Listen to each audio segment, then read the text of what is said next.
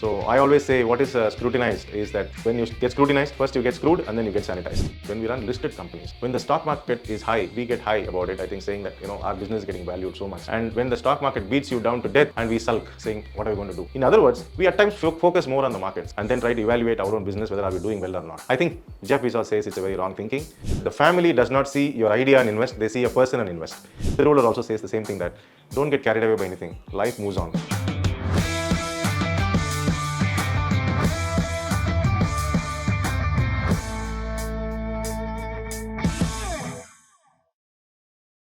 Hello, this is Suresh Ramanujam, Family Business Custodian. As I told you last week, in this episode, we are going to see an amazing Amazon story.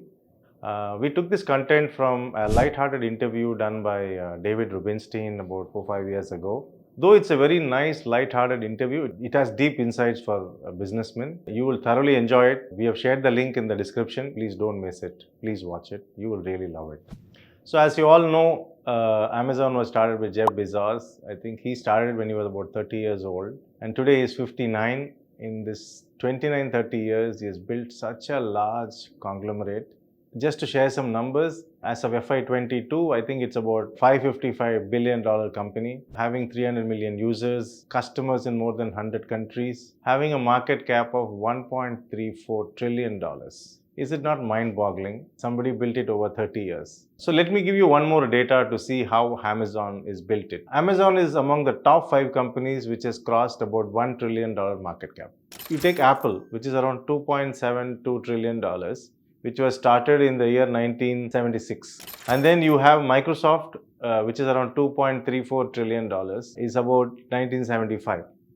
The other company which is crossed $1 trillion is Saudi Oil Company, which has started around 1933. The other company which has crossed $1 trillion is Alphabet, which is Google, which is started somewhere around 1998. And Amazon, which was started in 1994 and a market cap of around $1.34 trillion. And this is built by a founder in front of our own eyes who comes from a very ordinary background, extreme visionary, and created a conglomerate like this. And we are going to learn immense lessons from him as well as the business he has built. Lights, camera, family business, igniting minds with movies. I just want to read through their vision as well as the kind of core principles behind Amazon. Why I'm saying this is, I deal with many of the family businesses. Many times if you see the promoter's vision and what is there in their own website is very different. And many a times we don't even see, the visions don't percolate to their own family members nor the team. And it is there in the minds of the promoter and they've been doing well, they have been very successful. But if you really want to build a large enterprise which lives beyond you, okay, which makes a mark, which creates a history, it is important that there needs to be a sync of your vision everywhere in the organization. And it has to reflect in a tangible performance, sustainable performance year on year. So therefore, I was really admired by the vision and they still live up to that vision, right? Let me read it out for you. To be Earth's most customer-centric company, to build a place where people can find and discover anything that may want to buy online and endeavors to offer its customers the lowest possible prices. This is the simple vision. It's very simple. It's not some earth-shattering vision. It simply signifies what the promoter wanted to do and what they eventually end up doing. I'm sure every promoter, every company has vision.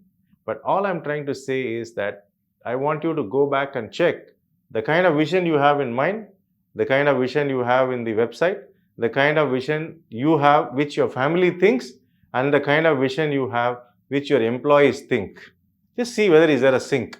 If you think there is a sync, I think you have achieved what you wanted. The second thing is important as a business owner, that you need to have some principles of doing business which you are able to evaluate that these principles are really working on the ground, is also an important element of evaluating the business. So Amazon is guided by 4 key principles. One is customer obsession rather than competition focus, passion for invention, commitment to excellence, that is operational excellence, and a long-term thinking. We'll talk more about all these things as you go forward. The next element is Jeff Bezos as a person. What I admire the most, I'm sure it'll be an admiration or inspiration for many of you. One is I see him as a very rooted person, right? Okay, he seems to be very simple. Looks like, he seemed to have some kind of middle class values. For example, he talks about getting up early and wants to spend time with the children before they go to school, having a breakfast, and starts a meeting only at 10 o'clock. And any meeting which it needs a high level of IQ, he keeps it first thing in the morning. And 5 o'clock, I think he's off. And if anybody wants to discuss anything at 5 o'clock in the evening, he says, okay, let's meet next day, tomorrow, 10 o'clock. So it makes me feel that if you build a $1 trillion plus market cap company, we all feel that person will not have time for anything else. Because today I see most of the businessmen, they build business, but they actually don't have time for anything else. They spend a lot of time, almost all their time, without having a personal life, not spending much of time with the family, not spending time with themselves, and they are devoted to business. But here I want to tell you, it is possible to build a $1 trillion company by working between 10 to 5. This is one thing which I admire here. The second thing is the level of clarity. Because I'm sure it could have not been possible to do something like this in 30 years unless you are very clear on what you are doing and also very clear on what you don't want to do in life. He always says that as a senior person, he works, his job is to think 2 years, 3 years ahead. He always clearly says that as a senior person or a senior members of the team should not be thinking about business of this quarter. Which again, another important lesson which I wanted to talk to family business here is that if you are a promoter or a owner, if you are more focused on day-to-day executions, micromanaging, not delegating and wanting to be there everywhere, it is very difficult for you to build a large enterprise. If you are a family business owner, you need to think 2 years ahead, 3 years ahead, and this quarter should have been planned 2 years before or 1 year before. I think unless we come to that state, there is no way you can build a large enterprise. So you have to be futuristic and you should not be on an execution area on a daily basis, and you can't be getting bogged down about the business for the month, business for the week, or the business for the quarter. So this is another interesting part. I saw him as a person that he works 2 to 3 years ahead. Third point, he says that as a senior person, you are paid, whether you are a promoter or a senior executive, you are paid for few quality decisions as opposed to thousands of decisions on a regular basis. Okay, which is another powerful learning I saw is that if you are a business owner, it is important that you are involved in taking 2 or 3 critical, futuristic, good decisions as opposed to you wanting to take decision on every aspect of the business. Any expenses, any recruitment, and no matter what it is, you don't need to be involved.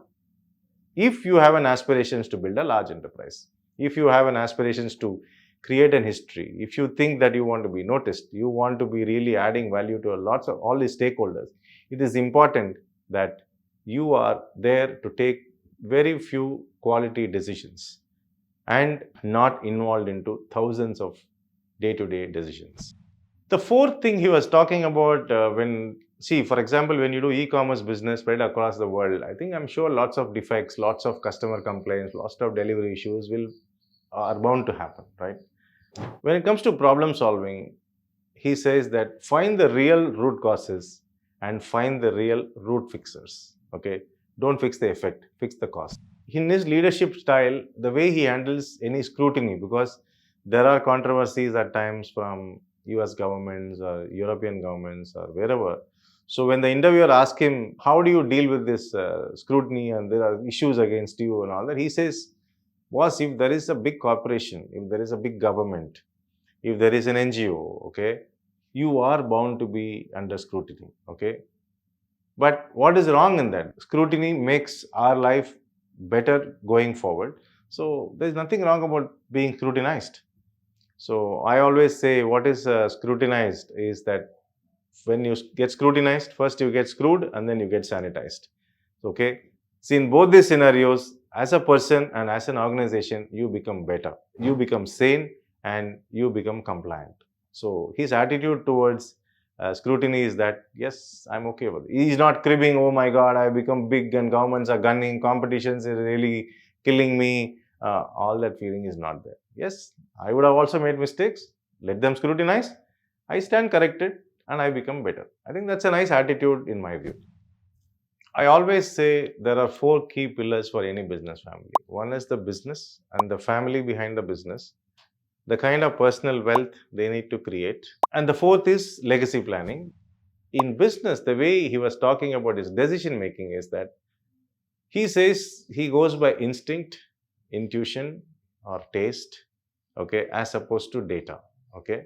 It is not that he ignores the data, but his primary style of decision making is that he is very instinctive, okay, which is very much important for every entrepreneur. I'm sure many of the successful people have it, but he emphasizes that when you take a decision whether to buy a Washington Post at $250 million or whether to set up AWS, whether he starts a Blue Origin, whether he gets into product innovation or service innovation, I think this instinctiveness, he calls that as power of wandering, okay, which he seems to be very successful at it. The second part is, in 1997 when they went into IPO, I think he launched about $1.79 per share, and then it rose very very high. It goes to 120, $130 or something, and then it came down to about $6. And there is a lot of chaos in the market, and people are asking, saying, what are you going to do now, because we're betting on this company so much. And Jeff Bezos was unraveled about the whole thing, and he says stock is not the company and company is not stock, which I saw as a powerful learning.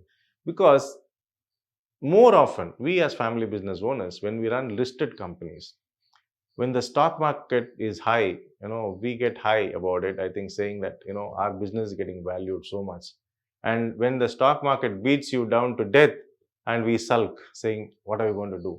In other words, we at times focus more on the markets and then try to evaluate our own business, whether are we doing well or not.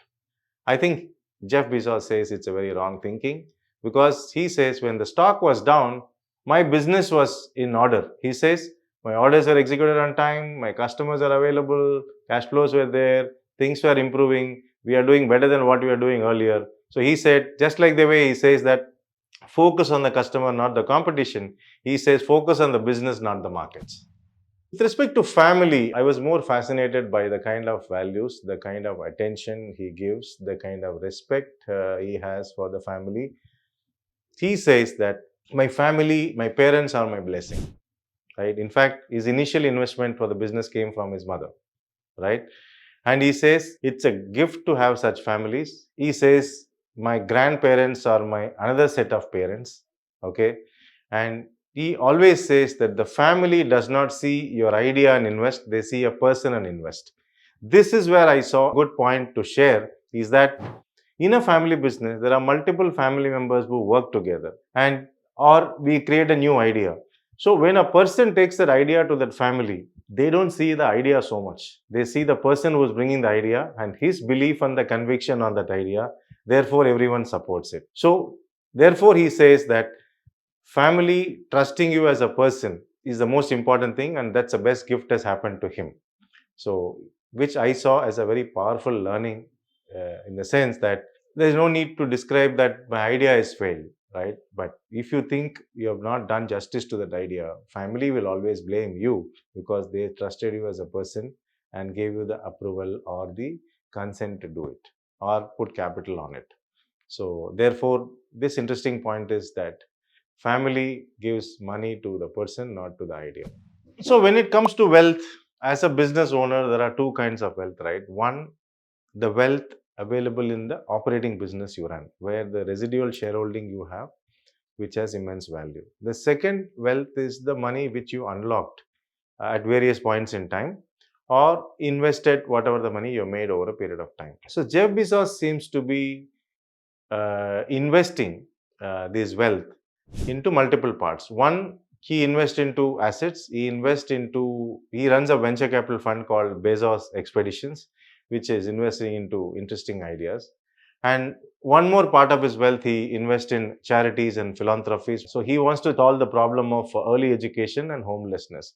So he has a very, very well thought plan on whatever the wealth he is making, and he is investing very wisely on various aspects. When it comes to legacy, he wants to be identified. This is very interesting, okay? So when the interviewer is asking about the point on legacy, where he says that time when the interview was happening, he was the richest person, and he asked him saying, do you want to leave the legacy as the richest person in the world?